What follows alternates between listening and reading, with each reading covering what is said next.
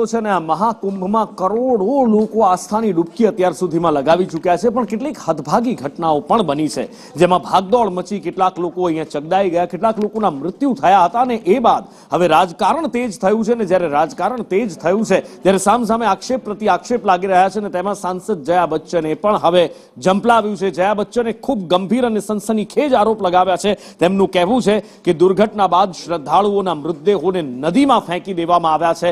ગંગા નદીમાં ફેંકી દેવામાં આવતા નદીનું પાણી ખૂબ અત્યારે પ્રદૂષિત થયું છે. में है उसके लिए कोई सफाई नहीं दे रहे।